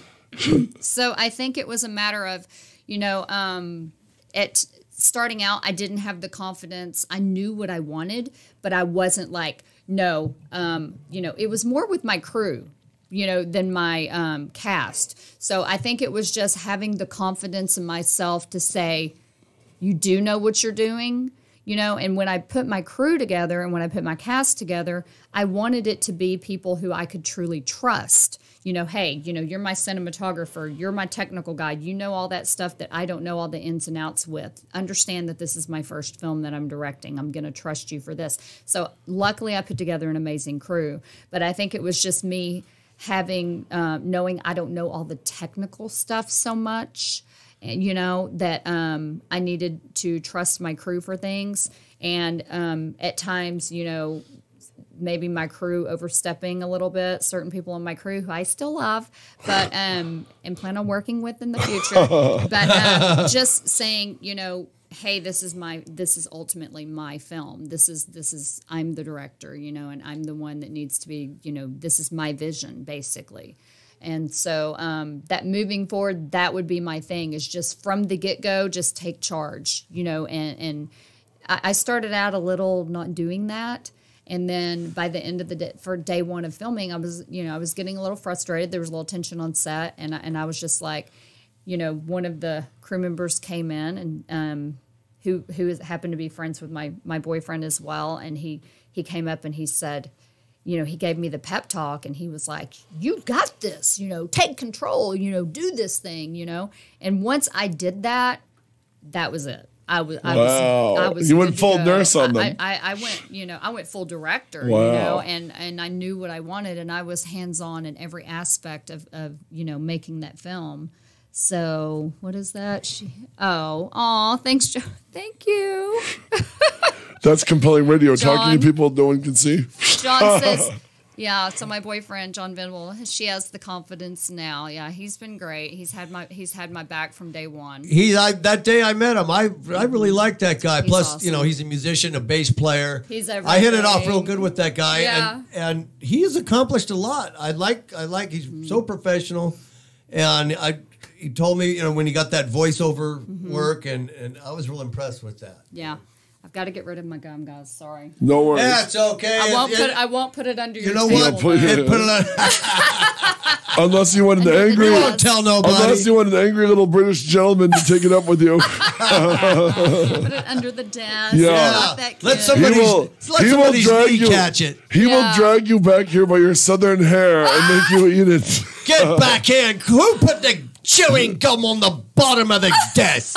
I won't use that word on a woman, but I'll use that word on a woman as she cleans up her own gum.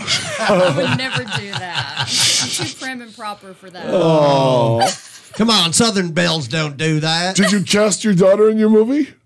Or did you make her audition like everyone else? No, my daughter is not in the movie. No. Is she still acting?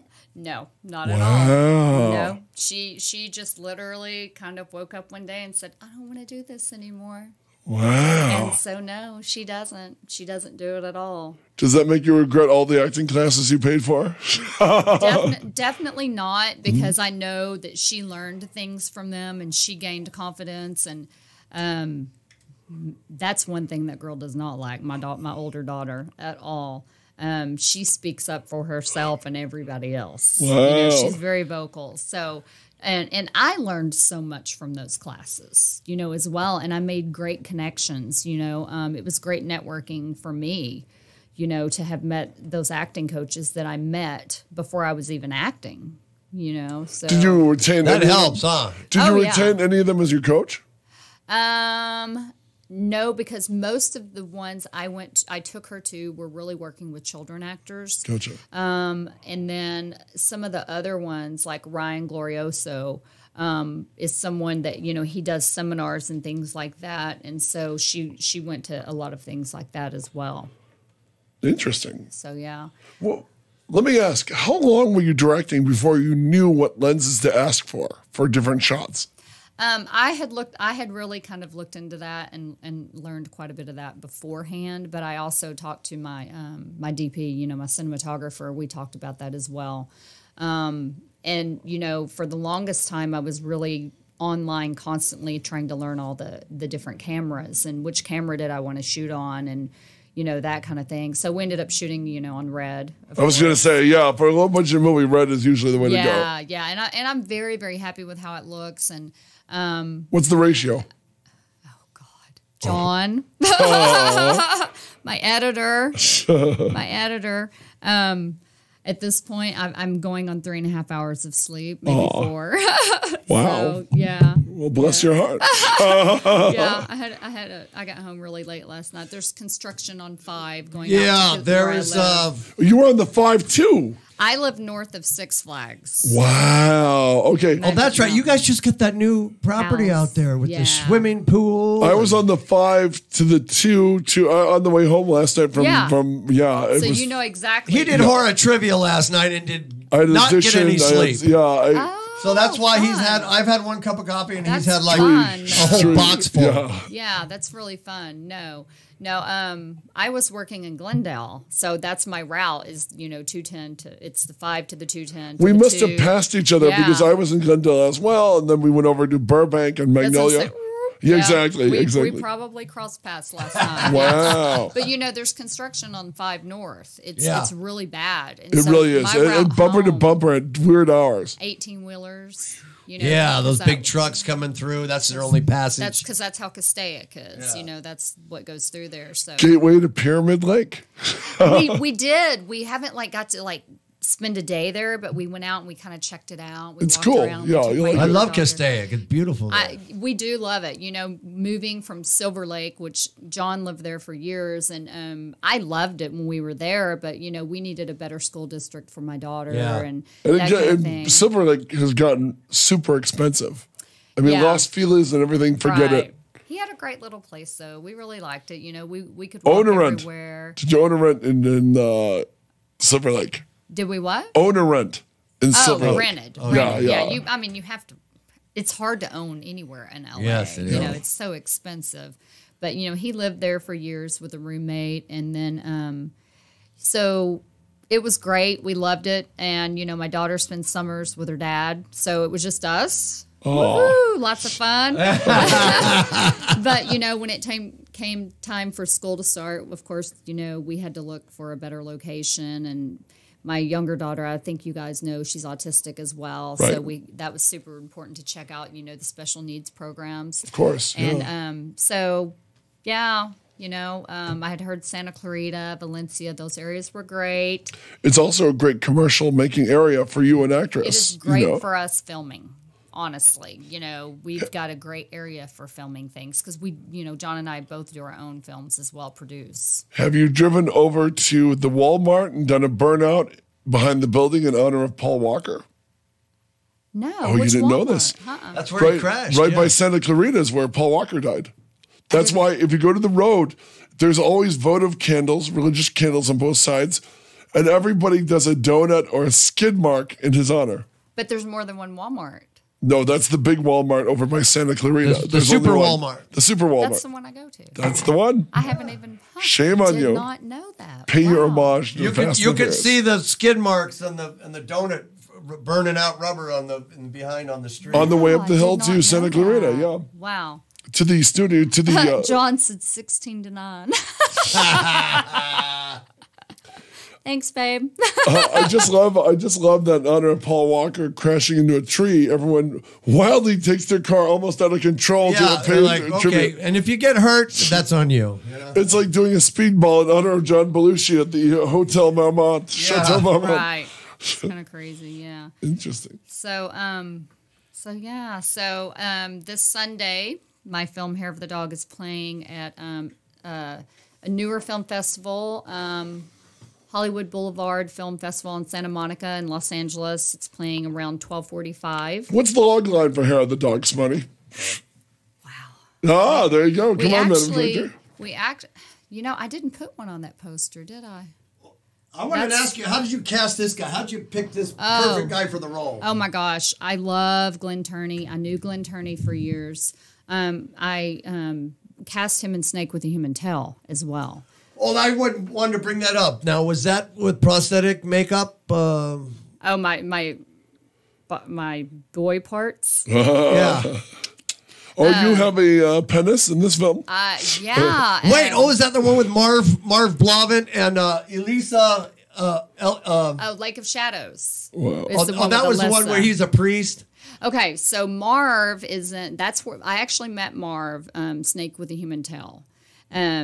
Is where I met Marv. That was the first time we met each other. Was literally on set, like at the meeting. And you had Elisa Dowling in it. Alyssa is not. I love Alyssa Dowling. Alyssa is not in that. Why would you not cast Alyssa Dowling in that? I didn't even know Alyssa then. I was still living in Texas. But no, Snake with a Human Tail, directed by Spencer Gray. First thing he's directed, and he wrote it. And we met through social media, and we started talking. And again, I was like, I want to do something like everyone kind of has me as this good girl, this good little Southern girl. Nobody's giving me any grimy roles. I was like, I want something grimy. I want something. And Spencer kicked the script out to me, like, I think 2 days later, and it's Snake with a Human Tail. And I was like, oh my God, my dad's a preacher. Can I do this film? Wow. Because it's dealing, with religion as well. And, I'm not Catholic, and it's dealing more with, Catholicism, of course. Yeah. But it's I play, if for those who don't know, most people, on my social media definitely know, but I played a transgender prostitute who had been sexually molested as a boy by this priest who was Marv. So. And then I'm a prostitute, and like I said, and I'm a drug addict and a complete train wreck. And Marv's character, the priest, ends up being one of my clients. So, and falls in love with me, and I know who he is, but he doesn't know who I am. Interesting. And the character's name is Karma Blake. That's what she's named herself. Oh, wow. So it was really, really, pretty twisted film. It did really well in film festivals. I think that's where I probably got the largest horror following, was that film. And, I'm very thankful to Spencer for that. And Marv's performance was great. Billy Blair is in it as well. Billy is great as well. We had a new actress. Her name's Melina Inman now. She's married and has had a baby. And she was in it. And I think it was her first or second role she ever did. And, she was just kind of dabbling in the acting industry and did it.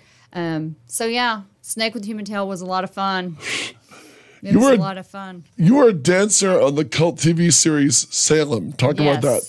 Were you a witch on that? Were you a dancing witch? It's so funny. John and I were just talking about this a few days ago. Now talking about it with us. Yeah. So what happened was I had to go to Louisiana to Shreveport to audition, and it was they said dancer, and what it was if you ever saw the show, there's an episode that we are literally in this black pool of goo, and we had scuba gear on, and we basically are breathing through a straw. Wow. And we couldn't see and we couldn't hear, and it was really, really cold, but we were dancing. And we had to audition, we had to have rehearsals. Wow. And it was intense. And so that's what I did for weeks. Wow. Interesting. For weeks. And then, when you see the episode, it's like that, and there was, a fire, and I'm in the very, very front, and there's fire, and I'm weaving in and out of this fire, trying to be sexy and seductive, and I can't breathe and I can't hear. With black slime around you. I'm completely covered. Yeah. We're going to need pictures from that. Yeah. Right. Yeah. Because WGN allowed that. Yeah. So, but again, it was all these things, are interesting experiences, and they're learning experiences, and they're things that every time I've done anything, it's something. What is that? Oh my God, Burke. Guy I went to school with. Bearcats. Yeah, my high school. Bearcats. Was Bearcats the local gang? It was. Yeah, our mascot. It's so funny. Yeah. So yeah. So it was unique to work on that as well. I met some great crew members on that, and some great stunt people on Salem as well. And, I dabbled a little bit in stunts. Did you really? I always found that kind of fun when you put one foot in the stunting thing, as long as it's nothing that'll knock your teeth out or something. Well, I took some stunt classes. I took some cutlass training, so swords. I did falls, low falls, high falls. I did a little bit of underwater submersion stuff. Which is why I was actually able to be under like I was. Wow. The thing I did not do was fires. That's the thing that kind of scares me. But, and then, talking to some older stuntmen that said, Sherry, don't do it. Don't mess yourself up. I have a bad back, or whatever, like Tom Proctor. Oh, wow. You worked with Tom Proctor on that? No, but Tom and I, I feel like, we're friends. We got to hang out a couple of times, and I love motorcycles. My dad had a bike up until a handful of years ago when he, got hit by a car and was laid out on the highway. He was with a big cross on the back of his motorcycle. Wow. He's probably watching me right now. Too. So yeah, but no. He wants you to button that shirt. He's used to it. Oh. He's used to it. So are my three brothers. Wow. So you were the only sister. Yeah, I'm the oldest, and I was very much the tomboy. I think I was probably more into those things when I was younger than my brothers were into.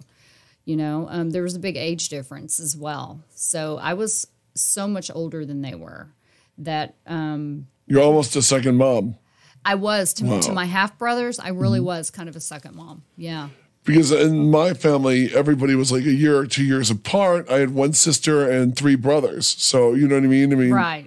And it was always interesting that Diane my sister Diane always felt like the ambassador of mom. Of course. Yeah, of course.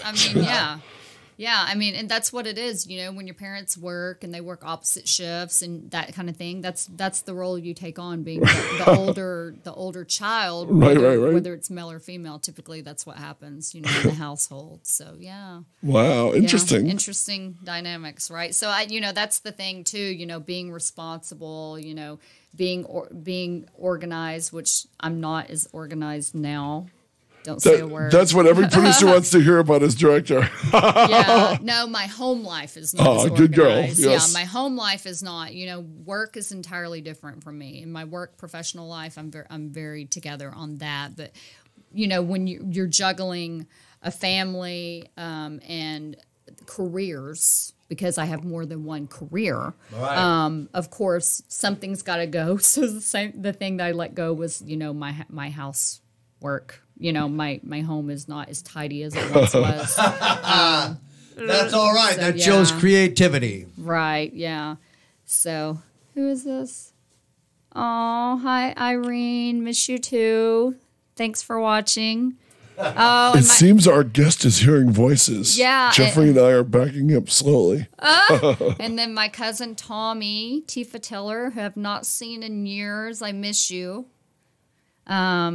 I see Todd Terry is watching. Todd, do you guys know Todd Terry? If you don't, you've got to know Todd Terry. Todd Terry was... is he a religious leader? You must accept Todd Terry. He's an amazing actor from Texas. You were asking me about Glenn Kearney. So to come full circle back to that, we're also ADD. Oh. Todd Terry's an actor from Dallas as well. He was in Breaking Bad. I know. Was he? Cool. Was he on Wishbone? He was on Walker, Texas Ranger back in the day. Oh yeah. Yeah. So, and he's doing a lot now. I mean, he's amazing. He's the nicest guy. Great family. His wife does some really neat things. She sings as well, and he just, you know, I was so. Oh, he was the brother-in-law's partner on Breaking Bad. Yeah. Wow. Yeah. SAC. Yeah. He's and Glenn and Todd. I could not believe, like, I wanted these guys in my film so bad, and for them to have done it for me and brought out the performances they brought out, I literally, like, had tears, like, my voice is cracking now, like, it was that moving for me to see that brought to life and to see the performances that they did, because I was like, no, you guys have great chemistry, you know one another, and, you know, the final cut for the film is literally, they are improving. I mean, wow. they are just, I was like, you guys just go. And Todd and Glenn just, they nailed it. You know, they were incredible. So I knew Glenn and I had met Todd, and I saw Todd in a Christian film, Beyond the Farthest Star, which is incredible. And I believe it was at one of the screenings for that I actually met him. But I was just so blown away by that film, you know. And it's all Texas cast. Renee O'Connor from Xena, big Texas actress. Right. You know? Yeah. It's an incredible film, and it just, Beyond the Farthest Star just came out on DVD recently, so it's at Walmart and some other. Andrew Prine is in it. Wow. He's still around. Great character actor. Yeah, that movie has such a great cast. So yeah, Glenn Turney and Todd Terry, and then Kinsey Pallone, who plays my daughter in the film, is amazing as well. And she's doing a lot of things, you know, just watching her grow up and her mom is so great to work with. You know, that's the thing, working with child actors, and me having been the mom of a child actor, is the mom or the parent who's on set. Yeah. They can make or break that kid's career. Yes. Oh, yeah. Okay, they can. And so I gotta, you know, Rachel, Kinsey's mom, is the sweetest. She is great. And, you know, I worked with Kinsey on another short film, Across Stars.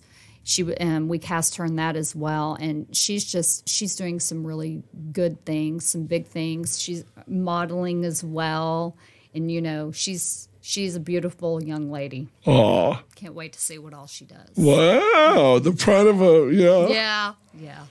The pride is nice. It's nice to see that welling up, you know. Yeah, and that's the thing. Like, my whole cast, you know, they're all doing big things. Like, they're all doing amazing. So to have us all come together at the time we did, I feel like, and my crew as well, you know, Nathan Blaze and John Blaze, they're brothers, and they're in their, you know, early mid 20s, and they just did a huge feature, you know, and they worked on a TV series, and, you know, they're doing big things as well.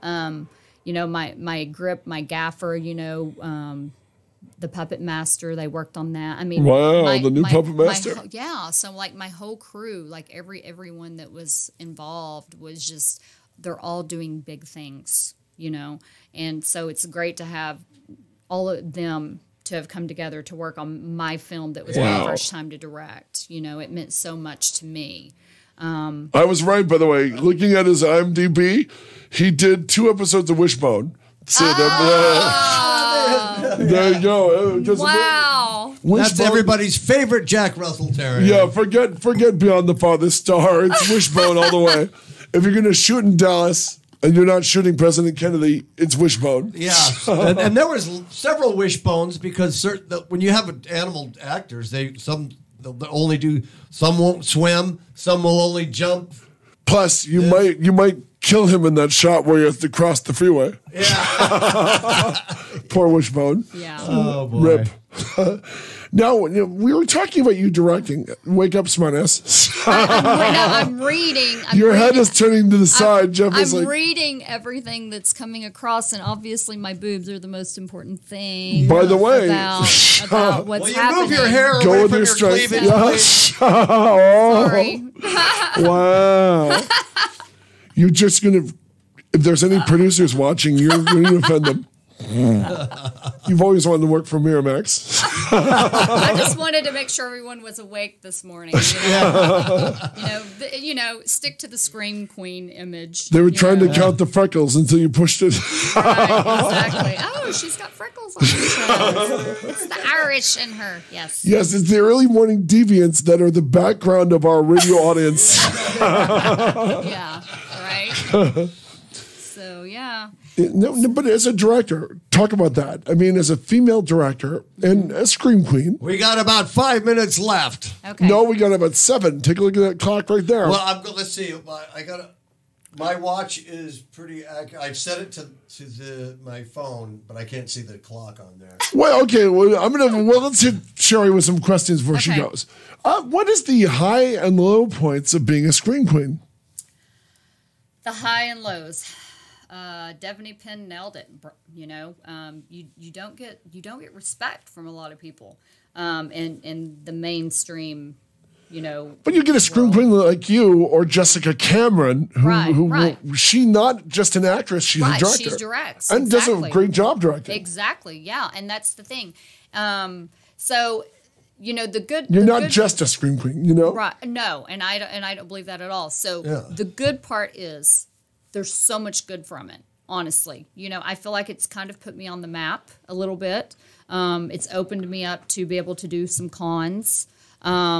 It's, we do have a large following in the horror genre. You've got very, very faithful fans, as well. Now, Sherry, how excited were you when you got your first fan mail at home from prison? Oh, wow. Every Scream Queen loves when they get the convicts running them at home. Oh, yeah. Like when I started getting, I got sketches. I got, cool sketches, like of pictures of me that people had done. They made you out of really poop cool. and urine. That's all I had. I didn't have any of that negative stuff. Wow. I really but no didn't. fan mail from prison? Not from prison. Okay, No. yeah. Wait till you get that. Every no. actress loves that. No, I didn't. Everything I got was pretty positive, and actually, because I have a special, an autistic daughter, right. I've had a lot of special needs. People that have contacted me. Some are my fan base, and some of them are their parents asking me to send autographed photos. That's really nice. So yeah, and that's really sweet cool. of you to do that. Yeah, yeah, it is. It's really cool. I've got a father who's contacted me and said, my daughter started, following you, and she saw you were a nurse too, and we found out you have an autistic daughter, and she's autistic, and would you please, send her an autographed photo? So, I love things like that. Yeah, we had a model that was on the cover of Natalie Dormer of the magazine. Mm-hmm. Yeah. So yeah, but yeah, the it's just not getting the respect because you do, horror films, which is crazy because they're the easiest to get distributed, and worldwide distribution, But the other thing is, though, I mean, the one reason it's always a pejorative is you can count the amount of Scream Queens who went legit in one hand, like Jamie Lee Curtis, you know what I mean? And yeah. And you have fake Scream Queens, like what's her name from the Scream movies? Oh yeah. They were CW stars, and they were kind of slumming in horror, right? But they didn't do what a Scream Queen has to do. They didn't do the nudity. They were forced to do by the budget and considerations. Well, I think about Dee Wallace, who I love and respect. Perfect example. So Hills Have Eyes. And I think about Dee Wallace, Lynn Lowry.